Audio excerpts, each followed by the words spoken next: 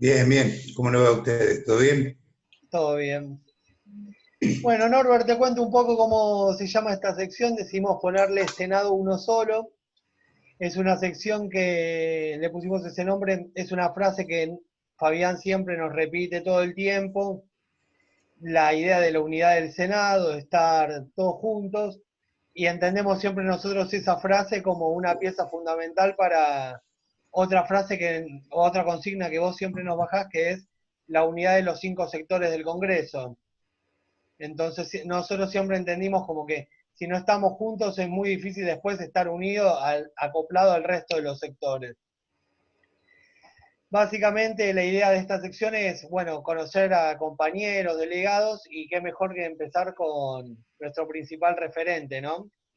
La idea es repasar un poco tu historia en el Congreso y algunas cuestiones de vos y conocerte más a vos como Norberto. Norbert, vos sos de Caseros, ¿no? Sí, en realidad nací en el Hospital Ferroviario, en Capital Federal, en el viejo Hospital Ferroviario, que estaba en el puerto, un orgullo para los ferroviarios, uno de los mejores hospitales sindicales de aquella época, en el año 65, hasta que después desapareció, allá por los años 90. Eh, Nací ahí, pero viví, viví en Caseros, en la casa de mi abuela materna, la mamá de mi mamá, mi abuela Genoveva, con mi abuela, con mi papá, mi hermana Gladys y mi mamá, en Caseros, en Villa Pinelar. Sí. ¿Cómo fue esa niñez siendo hijo de un militante peronista en plena proscripción del peronismo? Yo tuve una niñez feliz pero difícil a la vez, ¿no? Hijo de un orgulloso hijo de un militante, de un dirigente. Mi viejo entró al ferrocarril en el año 48, cuando tenía 14 años. Junto a ahí lo conoció, entró en Santo Lugares, una seccional de Alianza, se llamaba Santo Lugares, una estación después de Caseros. Sí, sí. Y ahí lo conoció a Lorenzo Pepe, y juntos empezaron a militar de muy chico en la Unión Ferroviaria. Y mi viejo de muy chico fue secretario general de la Comisión Interna de Reclamos del Ferrocarril San Martín, y, y fue militando desde muy chico y en el peronismo, y bueno, tuvo la suerte de participar todo lo que fue el peronismo, lo que fue el 17 de octubre, siendo muy chico, y, y fue cesanteado varias veces, encarcelado varias veces, inclusive por el plan Coninte, que fue un plan cuando encarcelaron a varios dirigentes sindicales en la época de Frondizi, después cuando en la época de Onganía, también en el 76. Ya en el 76 yo tenía 11 años y mi viejo nuevamente cesanteado, una de las tantas cesanteadas de ferrocarril, la han cesanteado unas 30 veces. En el 76 mi viejo era presidente de la obra social ferroviaria, y bueno, es detenido, por una semana desaparecido, pero después lo pasan al PEN. A partir de ahí, mi vieja, que es una protagonista importantísima en toda la historia de nuestra vida, eh, sale a poner una especie de pollería en un localcito que teníamos afuera de la casa de mi abuela. Yo salgo a trabajar muy chico, a los 11 años. Trabajé en un circo, vendía helado, vendía churros. Trabajé en la plaza nuestra, que era la Plaza de Pineral. Iba a un parque de diversiones, armábamos un parque de diversiones, trabajaba en los puestos, en los puestos que después era la Kermés, con un viejo amigo de la infancia, con Roberto. Yo Me atendía, comentaron, Norbert, que tenías una banda. tenía una banda que se llamaba Alambre de Púa. Yo tocaba la batería, una vieja batería CAF que habíamos comprado en la Villa Carlos Gardel. que la trajimos caminando. Y la Sí. anécdota del parque de diversiones es que junto a mi amigo había un hombre, Don Cosme, que tenía 2 puestos y yo estaba en el puesto de las botellas de vino, que había que embocar la argolla en la botella, y si embocaba la argolla te llevaba la botella de vino, que nunca le ibas a embocar porque la argolla era mucho más chica que, que, que, que el coso del vino. Y mi amigo estaba en la de cigarrillo, que con un rifle de aire comprimido, si le pegabas al cigarrillo y caía, al paquete de cigarrillo, te llevaba el paquete de cigarrillo, que nunca podía llevártelo porque el caño del rifle estaba totalmente doblado. Entonces venían nuestros amigos y yo agarraba, le metía la argolla y mi amigo tiraba los cigarrillos y al final del día faltaban 3 vinos, 3, 4 paquetes de cigarrillos. Y venía Don Come y decía, pero no puede ser, ¿cómo puede ser, Norberto? ¿Cómo puede ser Roberto? Y esto está hecho para que nadie gane. Y bueno, vino un tipo, la metió, que querés que haga. Y después nos íbamos con nuestros amigos, éramos chicos, 12 años, 13, a tomar vino y a fumar cigarrillos, ¿no? Norbert, siempre nos hablas mucho de tu abuela. ¿Qué recuerdos tenés de ella? Y mi abuela fue una persona que amé y amo y está presente, más allá que murió hace más de 30 años, 31, murió en el año 89. Yo hasta los 18 años dormí con ella en la misma habitación, en distintas camas. Ella hablaba, era italiana, vino de Italia, de Nápoles, hablaba napolitano, de dialecto, yo lo entendía absolutamente todo. Y es mi ángel protector. Yo tuve varios problemas de salud, tuve al límite de perder la vida. Estuve clínicamente muerto 5 minutos. Cuando tenía 32 años tuve un infarto y tuve una fibrilación ventricular, tuve un infarto de miocardio y en la clínica tuve una fibrilación ventricular, lo que significa que se te para el corazón. Y ahí me hicieron los ejercicios de recuperación con los fibriladores y yo vi el túnel, vi la luz. Eso después se comercializó mucho por el tema de Víctor Sueiro, ¿no? Y todo lo demás, pero yo realmente vi, y del otro lado del túnel, de la luz, estaba mi abuela, con su batón, con su canita, con, con su piel hermosa. Mi abuela murió a los 89 años. Y yo la vi, yo tenía una gran paz, quería ir donde estaba mi abuela, del otro lado del túnel, y ella me hacía con las manos que me quede, y bueno, me quedé. Y así en otras situaciones más, ¿no? Yo constantemente, también cuando fue el accidente que tuvimos en Malvinas, constantemente la tengo a mi abuela presente. Y cuando yo le cuento esto al médico, el doctor Dalton, un alemán, me dice, mira, yo te voy a contar algo. Me dice, esto que uno hace los ejercicios para rehabilitar, 20 minutos, 30 minutos, es mentira. O sea, los primeros 3 minutos la persona no sale, es muy difícil que después cuando salga bien, porque deja de oxigenar oxígeno al cerebro, deja de irradiar el oxígeno al cerebro y puede volver hemipléjico, puede volver estado vegetativo. Pero como vos sos muy joven, me decía en aquella época, porque tenía 32 años, cuando la enfermera me dice 5 minutos, yo tenía 2 alternativas: decir desconectar o decir hacerle otro. Y yo le dije hacerle otro.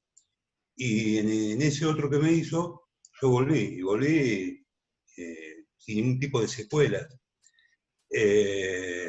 Y si él me decía desconectar, yo me moría. ¿No? Algo muy fuerte, muy fuerte. Así también fue después que a los 37 tuve una ACV y me operaron y volví sin un tipo de secuela.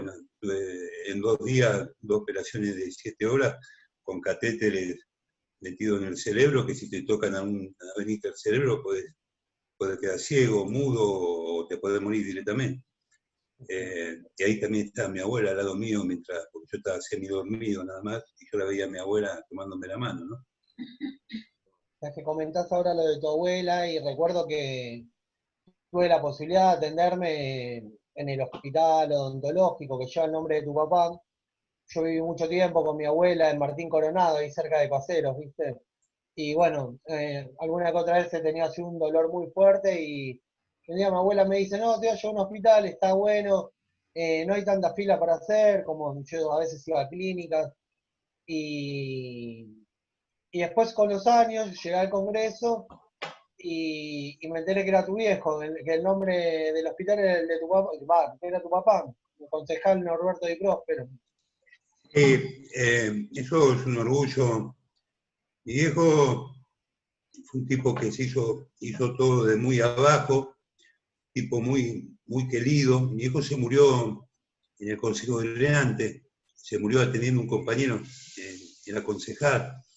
Mi viejo se murió el 25 de junio de 2004. Nosotros ahora, el 1 de julio de 2004, cumplimos 16 años que ganamos la primera elección. Se murió 5 días, ese día antes de la primera elección que ganamos nosotros, la lista verde y blanca, que me acompañó Fabián de entrada en este proyecto que teníamos. Y mi viejo murió casi una semana antes de esa elección. Un tipo con una sensibilidad, un tipo muy querido, y cuando me avisan a la 9 de la mañana que yo iba a uno de los sectores, porque caminamos sector por sector, lugar por lugar, en algunos lugares nos cerraban la puerta, no nos dejaban entrar, fue una elección muy, muy difícil, la gente tenía mucho miedo, pues la gente era perseguida en ese momento. Era muy difícil pelear contra el aparato. Y me avisan que estaba teniendo un compañero, se desinfló un pulmón, mi viejo era un gran fumador. Y bueno, nada, yo creo que de alguna manera vio el triunfo que obtuvimos. Y cuando llego al Hospital Carrillo, que está en Caseros, estaba en la morgue, a mí me avisa el doctor Alejandro Coria, que es un amigo de la familia, que fue ministro de Salud de la provincia de Buenos Aires. Viene Hugo Curto, que era el intendente 3 de febrero, viene mi mamá con mi hermanita, y me dice si lo pueden velar en el Consejo Deliberante. Le pregunté a mi mamá dice que sí. Yo te digo la cantidad de gente, pero no política, ¿no? Porque político pasa por compromiso, hubo, no sé, 500 coronas. La cantidad de vecinos, de gente que pasó durante todo el día y la mañana en ese velatorio diciéndome gracias a tu viejo esto, gracias a tu viejo lo otro, porque tu viejo muchos yo conocía porque yo nací, vivía ahí, muchos otros no conocía. Fue impresionante, impresionante, eso realmente fue una caricia al alma tremenda, más allá del dolor tremendo. Hoy hace ya 16 años que no tengo a mi viejo y lo extraño con toda mi alma, fue un referente en la vida y en la política para mí. Y después, al poco tiempo, a los 2 años, Curto manda al Consejo Deliberante un decreto para, si por un caso de excepcionalidad, porque tiene que pasar 10 años que muera alguien para poner a una institución el nombre, pueden ponerle al hospital el nombre de mi papá, y todos los bloques, por unanimidad, sin ningún tipo de objeción, le pusieron Hospital Concejal Norberto Di Próspero. Y lo inauguró Néstor Kirchner. Ah, qué orgullo, qué orgullo. Mariam, ¿me querés? Y estaba pensando, la etapa más linda de cualquier persona es la adolescencia, porque vos te tocó vivirla en el momento más oscuro del país. ¿Cómo fue eso? ¿Fue el inicio de tu militancia? ¿Cómo era ser adolescente en ese momento? Era un rebelde, siempre fui un rebelde, siempre tuve, no sé si tuve o me buscaban como líder. Yo me crié entre libros de Perón, de Jauretche, Calvino y Ortiz, leía todo eso, lectura que tenía mi viejo tenía 6º grado, pero era un autodidacta, un tipo que leía, que realmente... Y bueno, y yo me rebelaba contra todas las injusticias. Yo era consciente de los momentos que estábamos pasando, no sabía todavía. Yo en el 76 ya empezaba la secundaria, el primer colegio me echaron, y mi hermana, era un colegio católico, y mi hermana, bueno, terminó con 4 de honor, todo, a mí me echaron. Y después terminé en un colegio, en José Ingeniero, en Casero Norte, que está cerca de Villa Boche, de Martín Coronado, un colegio mormón, que ahí tomaban, un mormón, porque el dueño era mormón, pero tomaba a todos los que éramos rebeldes. Yo tengo un amigo de la vida que tiene a su padre que era desaparecido, que militaba en el comunismo, bueno, todos los que éramos rebeldes, y terminamos en ese colegio. Yo terminé la secundaria en el José Ingeniero, y empecé a militar, militaba ya de muy chico, a los 13 años empezaba a militar, en el 78, bueno, después mi viejo sale, y con Roque Britos, el papá de Claudio Britos, un dirigente espectacular, un tipo que después fue uno de los creadores junto con mi viejo del Muso, que era Movimiento Unidad, Solidaridad y Organización de Antonio Cafiero, ponen una parrilla frente al Hospital San Juan de Dios en Ramos Mejía, y la idea era, le ponen los pipos, y el pipo de acá de Capital le hace lío legal, y le tuvieron que poner los popis. Pero por supuesto, esa parrilla se fundió rápidamente porque iban todos los compañeros que estaban en la clandestinidad a rosquear políticamente, y nadie pagaba, y la parrilla se fundió al poco tiempo, ¿no? Y yo laburé en esa parrilla, laburé en el Club Estudiantil Porteño, que también tuvieron ahí la Concepción, con 12, 13 años, cargando cajones de coca, cargando la heladera, haciendo mucho mostrador. Y mi adolescencia no fue una mala adolescencia, pero bueno, nada, fue una adolescencia donde trabajé en una fábrica, me acuerdo que trabajé en una fábrica metalúrgica, y me saltó una pieza de una de las máquinas, y yo cobraba la quincena, y había una de las personas que trabajaba ahí, que trabajaba al lado mío, que nadie le hablaba, y que tiene un tajo acá, no me olvido más. ¿Por qué nadie le habla? No, este es el negro Godoy, estuvo preso, no sé qué, no sé cuánto. Entonces, cuando íbamos a tomar mate cocido, yo me le acerqué. Entonces él me hablaba y me dijo, yo estuve preso. Entonces me hice una relación. Yo cuando cobraba la quincena, él me acompañaba hasta la puerta de mi casa y esperaba que yo le dé la plata a mi mamá. Mirá que yo le dé la plata a mi mamá, él se iba. Y si vos la plata se la tenés que dar a la vieja. Y él se iba. Y bueno, yo aprendí mucho de la calle, mucho. De la calle se aprende cosas buenas, se aprende cosas malas, la noche tiene cosas buenas, tiene cosas malas, y uno es el que decide, como cuando criás a tus hijos. Vos le das los valores, vos le das, lo formás, pero los que deciden después son ellos. Y yo estoy orgulloso también. Hoy subí una foto de mi hija, María Sol, que tiene 18 años, que eligió estudiar musicoterapia, y estaba en la Villa 31 repartiendo mercadería. Yo le dije, no vayas por esta semana. Y bueno, dice, no, papá, me pongo el curso de astronauta. Ella le dice, el curso de astronauta, me pongo la careta. Y bueno, me mandó la foto, y yo, la verdad, se me cae la baba, me lleno de orgullo que mi hija haga eso, y también mis hijos. Yo realmente me preguntan, tengo 4 hijos, tengo uno en camino, que lo desee con todo mi alma, con la persona que hace mucho necesitaba tenerlo. con Jessica, que está al lado mío, y en realidad tengo 2 hijos biológicos y 2 hijos que crié. Yo me junté con la mamá de Facundo cuando tenía 19 años, 20, y tenía 2 nenas, una de 3 y una de 4, las cuales yo las crié, que son mis hijas, que ellas tuvieron hijos, que son mis nietos, que las amo y me aman con todo el alma, que nunca hice ningún tipo de diferencia.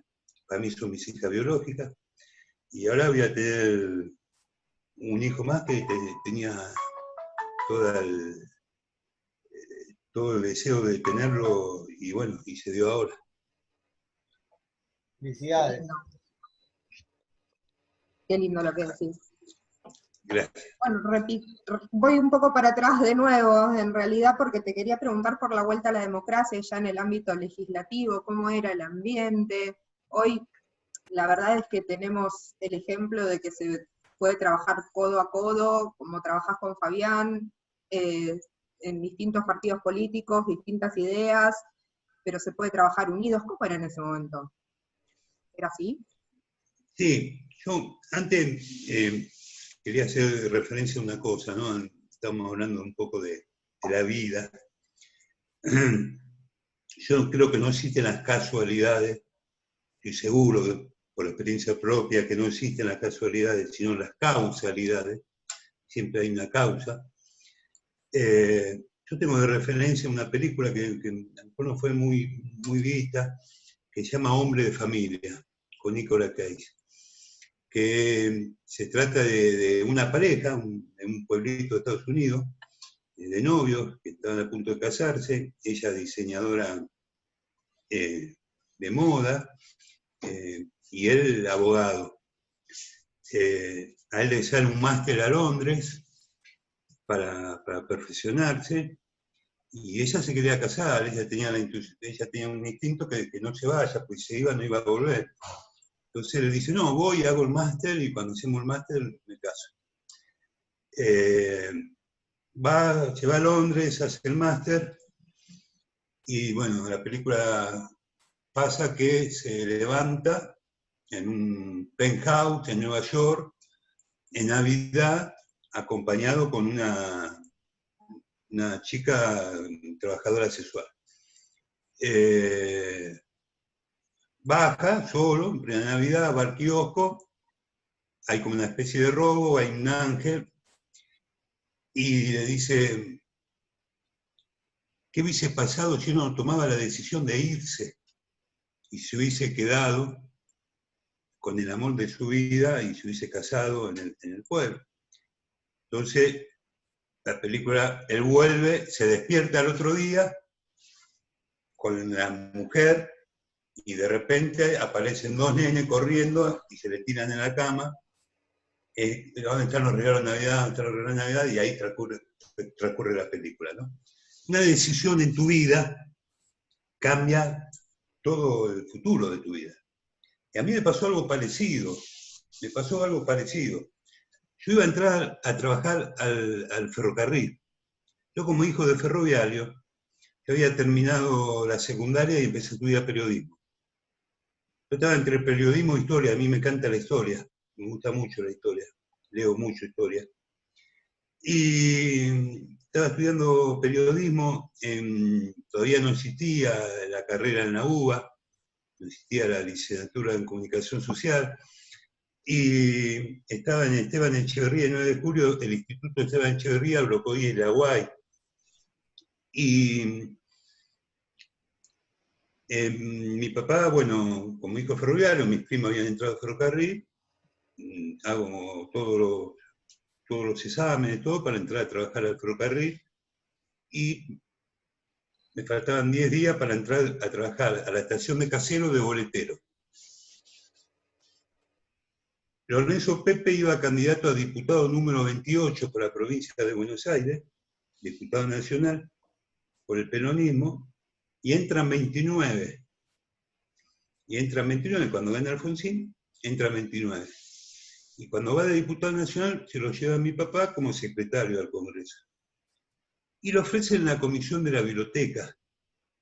Mi viejo dice, che, le ofrecieron a Pepe la comisión de la biblioteca. Digo, decirle que la agarre. Yo había ido a la biblioteca, había ido a estudiar un par de veces. Digo, decirle que la agarre. Es importante, que bueno. Me dice, al otro día viene y me dice, che, ¿sabes que hay que nombrar gente? Porque no hay gente. Había gente en todo el Congreso, porque estaba la CAL, había que empezar a nombrar gente. Y si no, que le entra. Digo, mira, viejo, yo, sin desmerecer el tema de los ferroviarios, yo a mí me gusta la parte humanística y todo, me encantaría entrar a laburar a la Biblioteca del Congreso. Y así entré a trabajar a la Biblioteca del Congreso. Si no hubiese entrado a trabajar al ferrocarril. Y bueno, y después vino todo lo que vino después. ¿Cómo fue al principio? Y al principio no había una gremialización. El único sector que estaba gremializado, porque los compañeros que venían de otro sector gremializado, que eran los gráficos, que estaba Raimundo Ongaro, era la imprenta. La imprenta ya estaba gremializada, ya tenía la comisión interna, apenas ya en el 84, yo entré el 2 de mayo, mi resolución el 1 de mayo, pero entré el 2 de mayo del 84, a los 19 años, ya hace 36 años que trabajo en el Congreso, y los demás sectores no.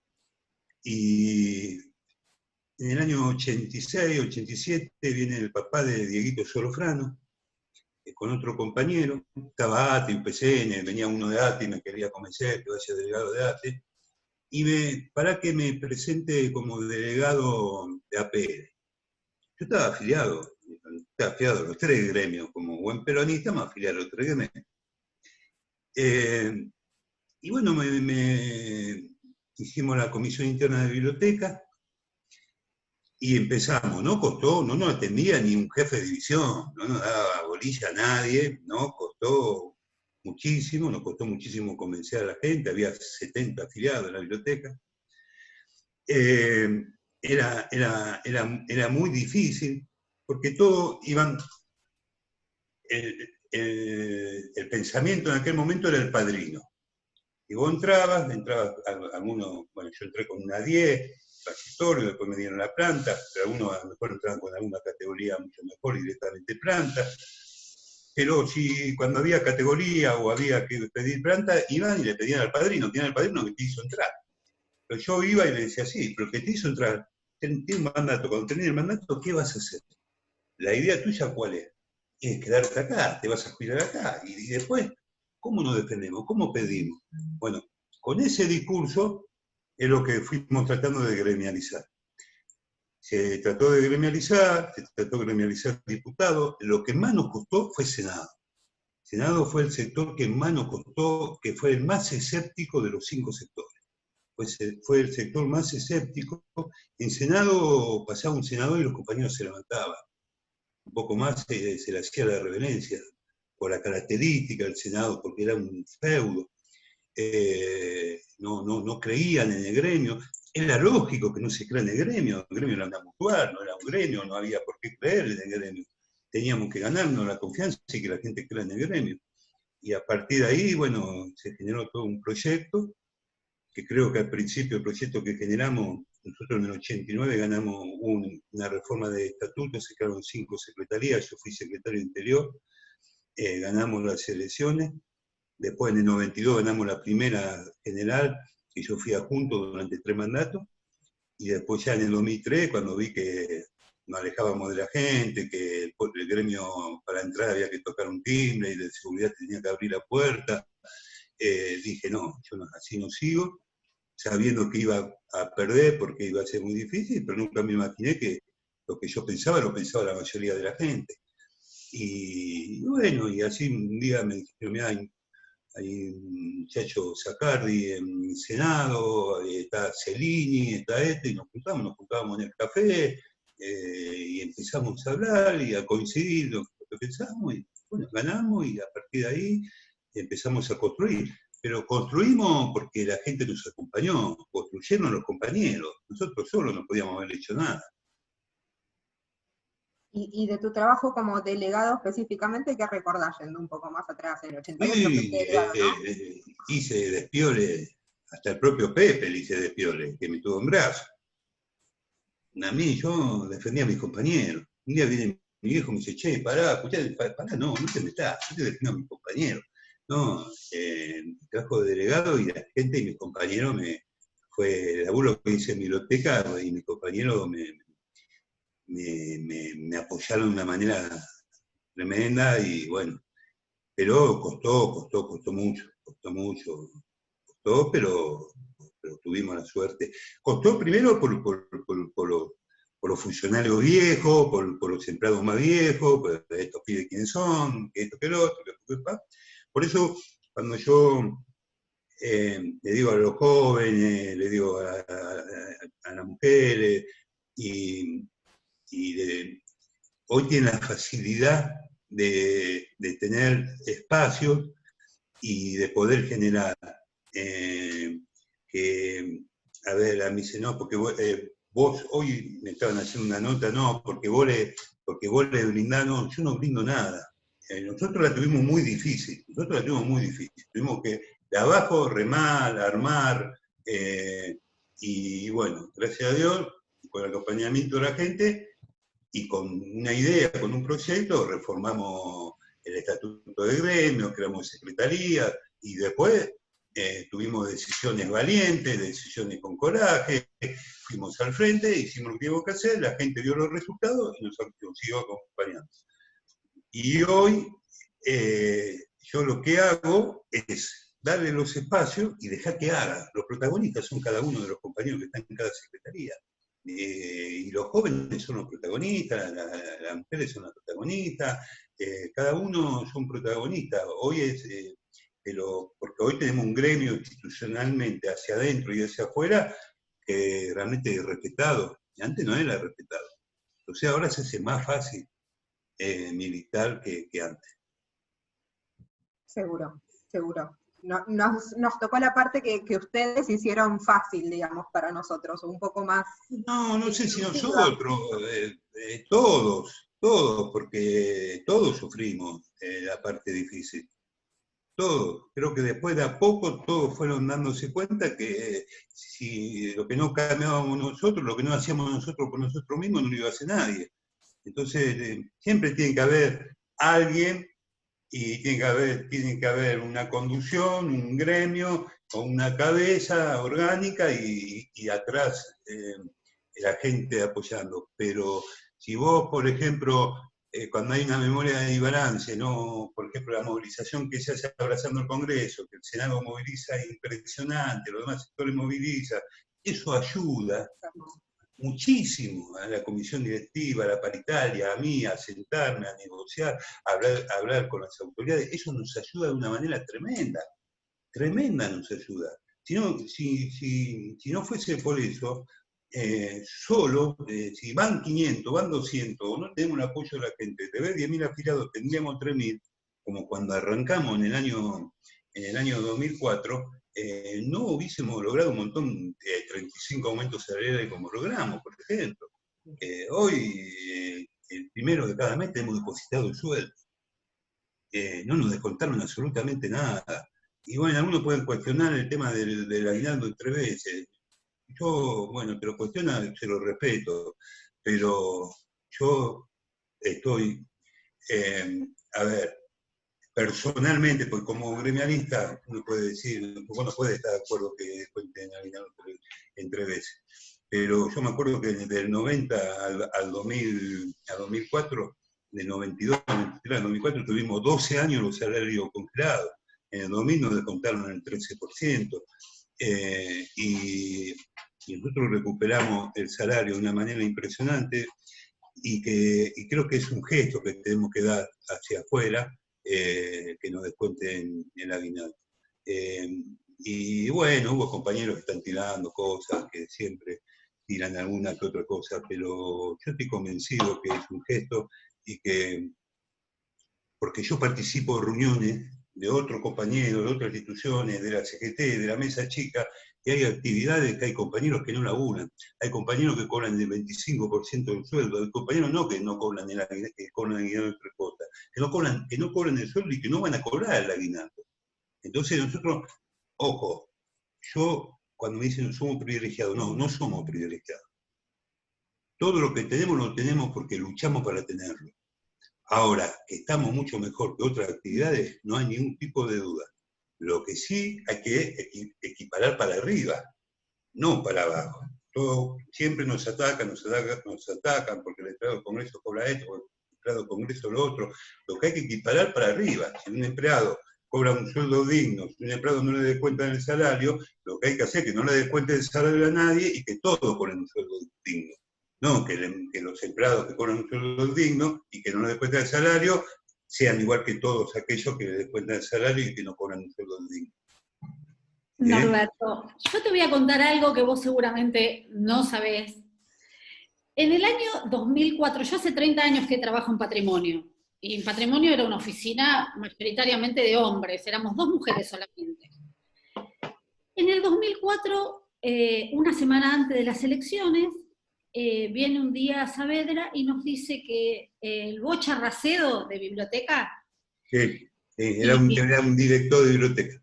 Exactamente. Y Balaguer nos pedían que por favor te abriéramos la puerta en la oficina porque vos querías venir a hablar con nosotros. El tema era que a nosotros no nos dejaban que vos vengas a la oficina a hablar. Las autoridades nos habían prohibido terminantemente que Di Próspero entrara a la oficina nuestra. Nuestra oficina, como era de desobedientes, dijimos, bueno, vamos a organizarnos de manera tal que él pueda venir tarde, a la nochecita, para que no te vieran y no nos retaran, no nos sancionaran. Y vos viniste con 3 o 4 personas. Era una mujer y 2 varones más.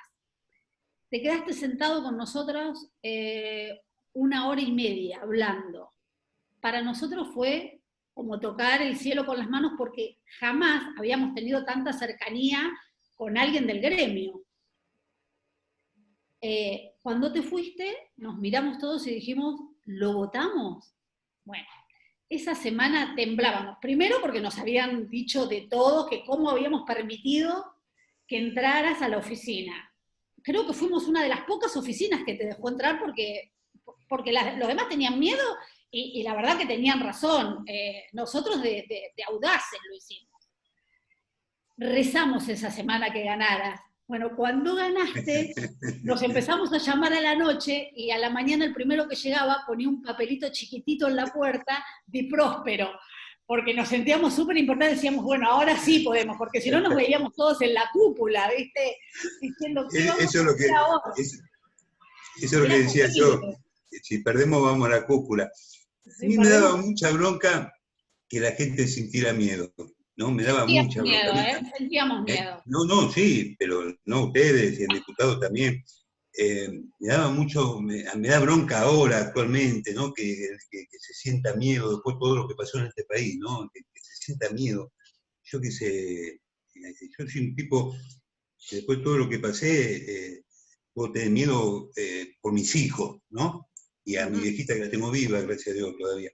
Pero después, no sé,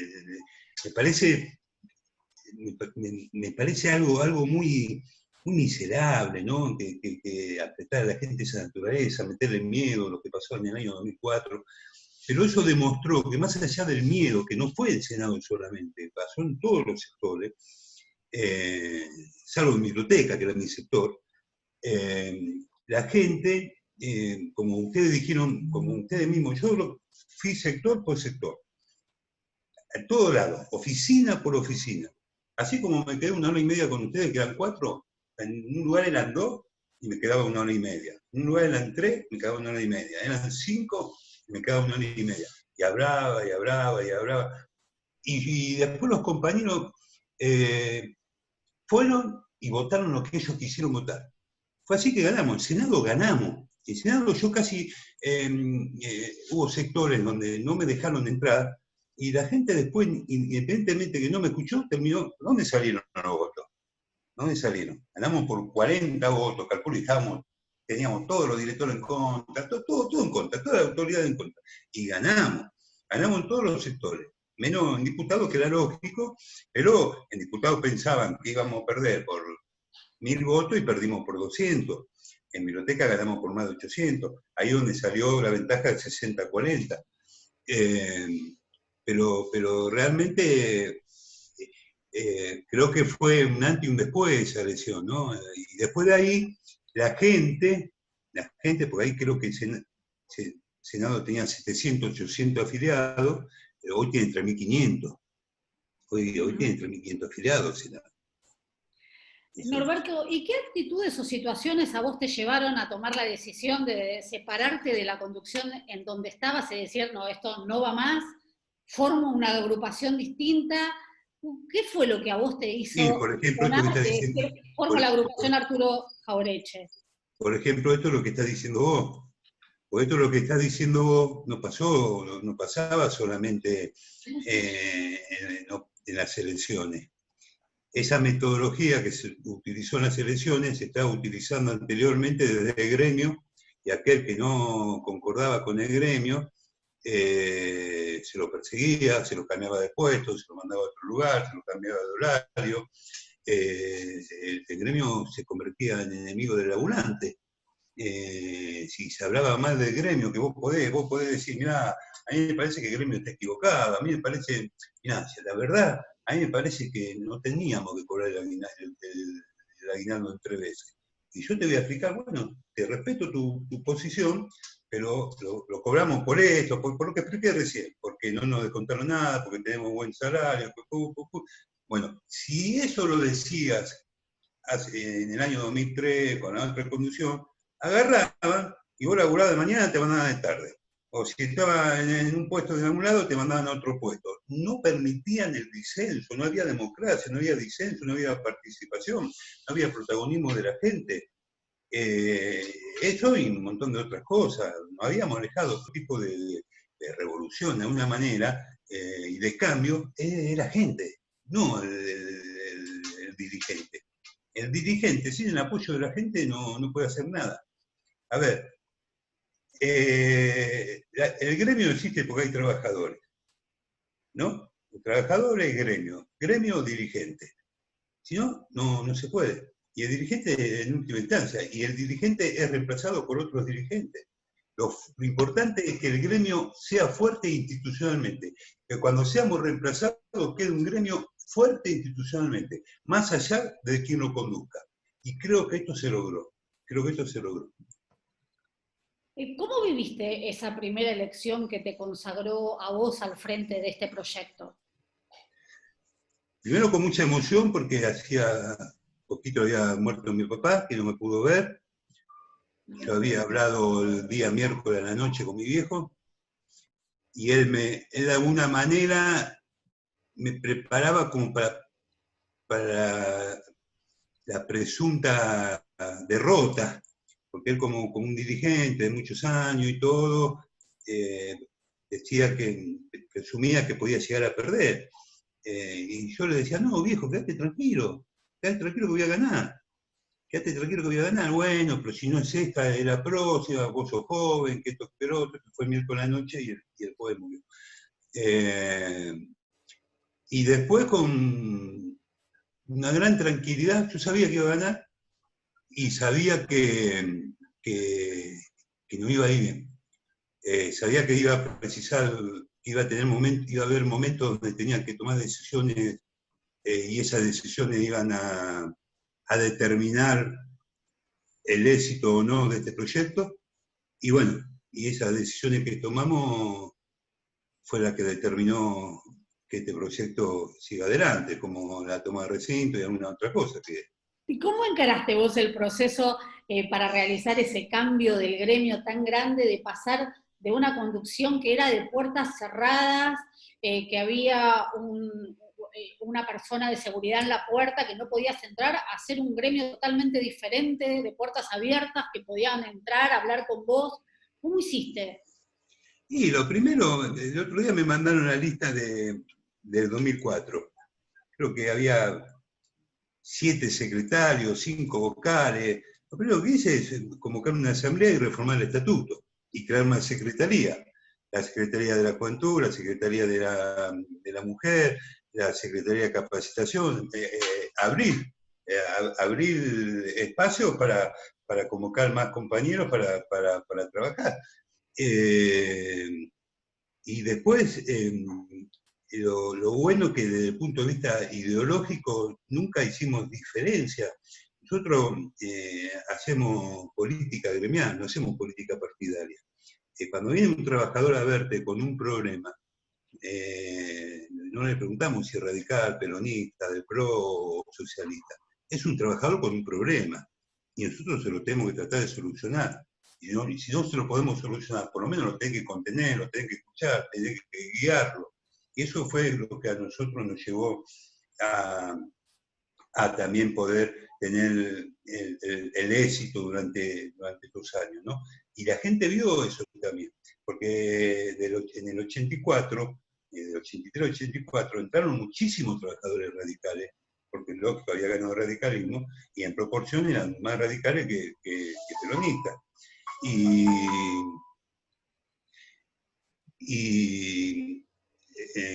sonó el teléfono, por eso me distraje. Y sin embargo, los trabajadores veían, y nosotros cuando ganamos en el 2004, nos apoyaron muchísimos trabajadores radicales. Y yo les prometí, habían trabajadores radicales que hacían 20 años, bueno, y había compañeros también de servicio que hacían 20 años en diputados que eran transitorios con la 8, y había trabajadores radicales de bloque, así, que hacía 20 años que eran transitorios. Yo le había prometido que le íbamos a dar la planta, y le di la planta a todos. Le di la planta a todos. Y venían algunos compañeros a cuestionarme del justicialismo, ¿por qué le daba la planta a los radicales? Digo, estoy dando planta a trabajadores, no a radicales. Son compañeros trabajadores, que hace 20 años que están ambulando, no son compañeros radicales. Bueno, y ese es el sentido que nosotros le dimos a nuestro proyecto. Ese es el sentido que le damos a nuestro proyecto. Bueno, Norbert, como para ir cerrando, viste que recién hablabas un poco de que vos cuando va un compañero al gremio o una compañera, no le preguntás de qué, digamos, o sea, si es radical, si es peronista. Bueno, yo te quería preguntar lo siguiente. ¿Alguna vez pensaste en un país donde la antipolítica fogonea tanto la división, ahora llamada grieta, que los legislativos, en casi la mayoría, superamos esa grieta bajo tu conducción, y hoy en día nos encontramos detrás de este proyecto que encabezás vos? Muy pocos argentinos lograron eso, no sé, ni Messi. Contame un poco, ¿qué pensás de esto? Es difícil. Nosotros, bueno, en nuestro ámbito lo pudimos lograr, es un ámbito donde tenemos cautivo a todos los trabajadores casi en 2 manzanas, pero hacerlo a nivel nacional es muy difícil, es muy difícil, que a mí me pone muy triste muchas cosas de lo que pasa en el país.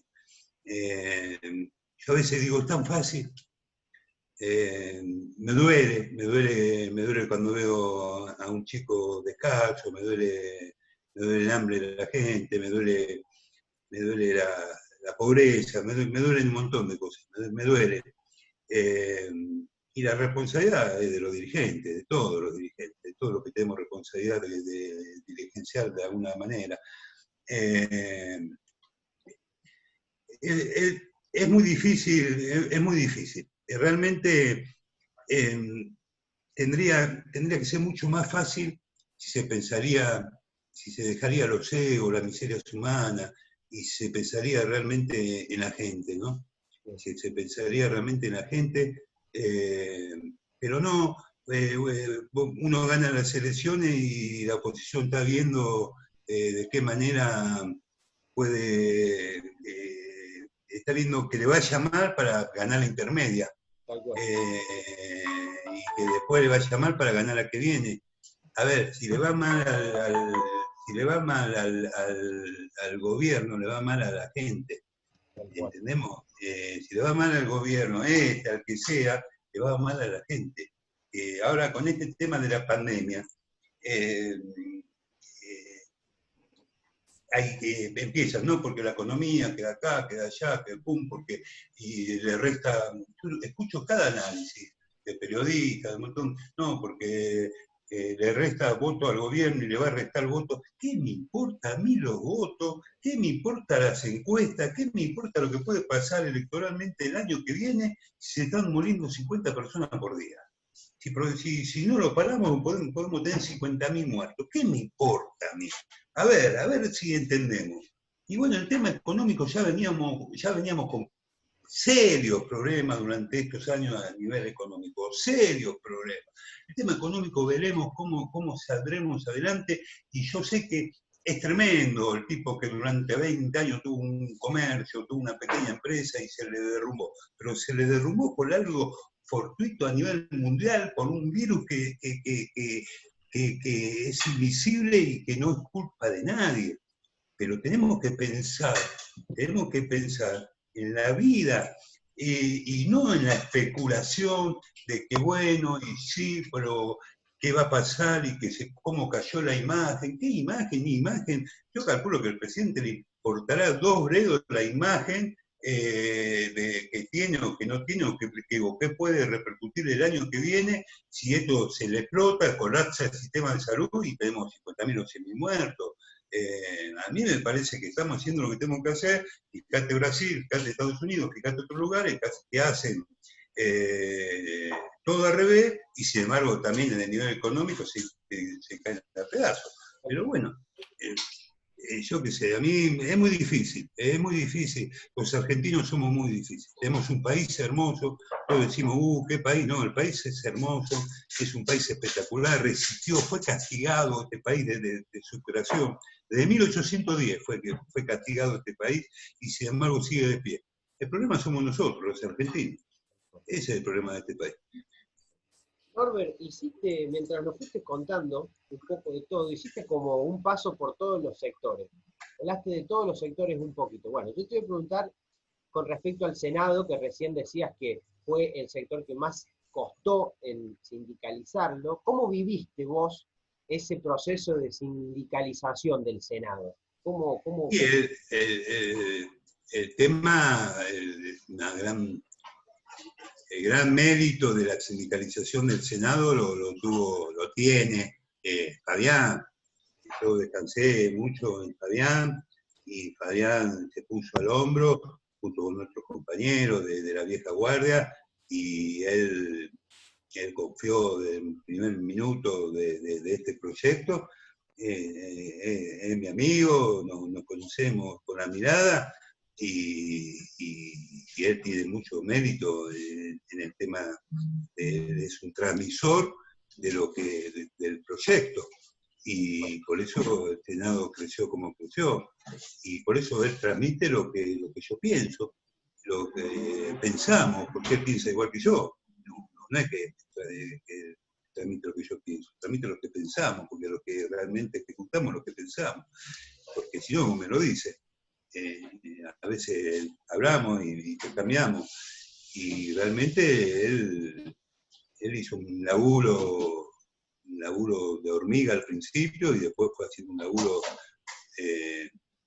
realmente estratégico, y al principio, como decía Fabiana, no teníamos a nadie a favor, y de a poco él habló con los directores, fue hablando con todos, y hoy no hablé mal de nosotros algunos directores porque salen a la yugular. Pero eso es todo un mérito del trabajo de Fabián y de lo que hicimos, la única verdad, la realidad. Yo siempre también, uno de los eslogans que usábamos es hechos, no palabras. Y a través de los hechos, digamos, demostrar que si estábamos haciendo bien o no las cosas.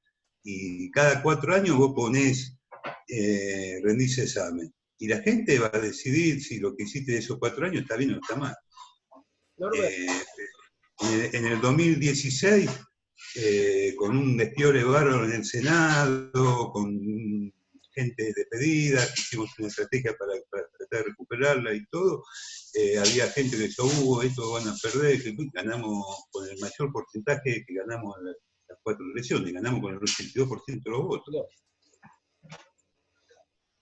Sos un hombre formado políticamente y del peronismo, ¿no?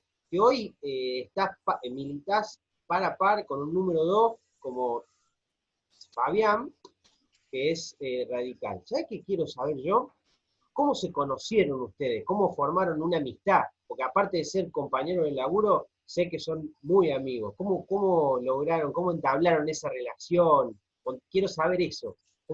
Conocer nos conocimos, la verdad que no me acuerdo, pero fue por las elecciones, fuimos a tomar un café, yo le comenté lo que iba a hacer, y se enganchó, creo que con él, con Luis, con Fernández Perna, Eli Ham,